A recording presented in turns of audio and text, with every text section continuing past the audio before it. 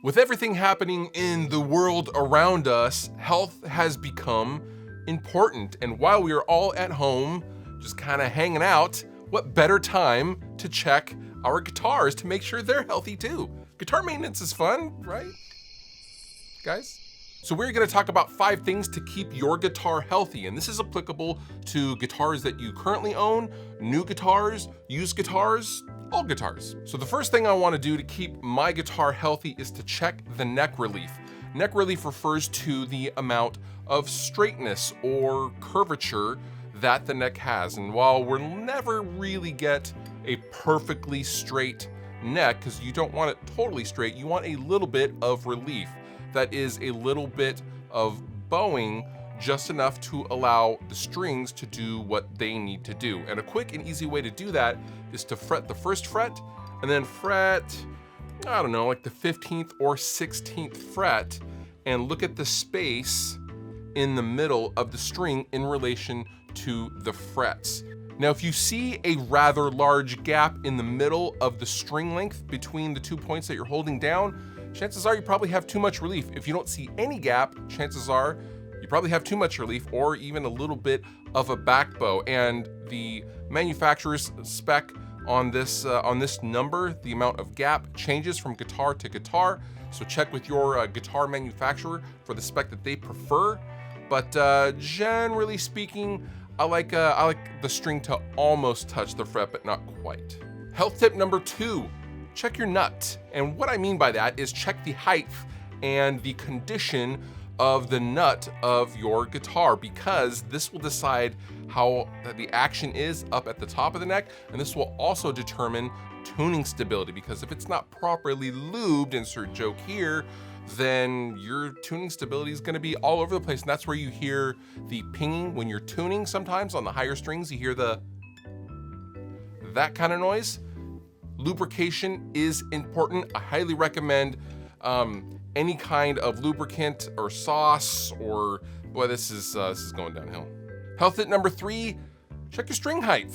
String height does move and it does change because our guitars are made of wood, most of them, and things change over time, just even sitting at home.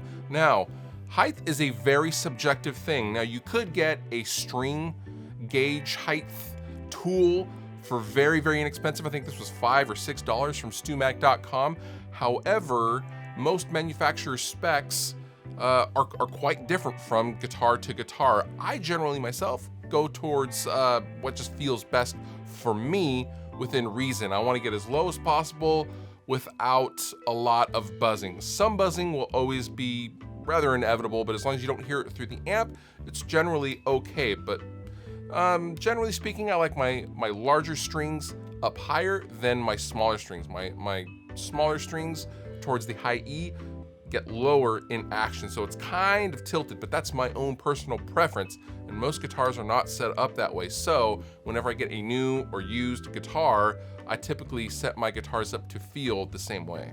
Health tip number 4, check your intonation. Now, if your neck is straight and your action is good, it's time to intonate the strings. Then this means everything will be playing nice and cool up at the top, in addition to the bottom.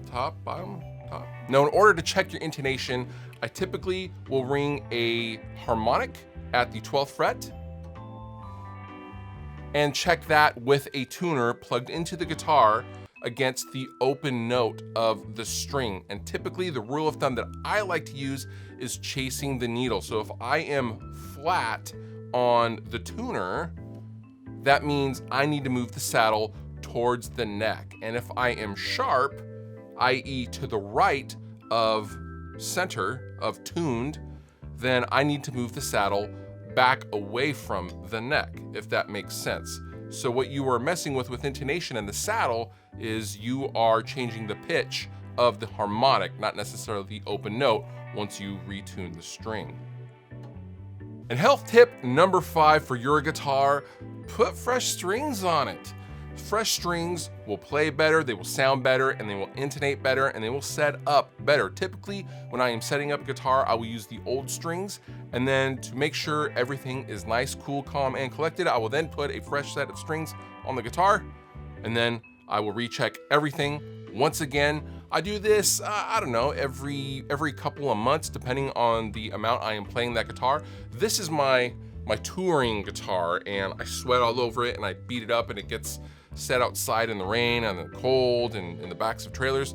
I'm checking the setup on this nearly once a week while on tour. But when I'm at home, typically every couple of months is definitely sufficient if it's in a controlled environment like my studio. I hope these tips have helped you maintain the health of your guitar. And yeah, thank you so much for hanging out. I hope everyone is being safe out there. Fluff out. Video's over. I hope it was good. I mean, if it wasn't good, I apologize. But if it was good, you're welcome.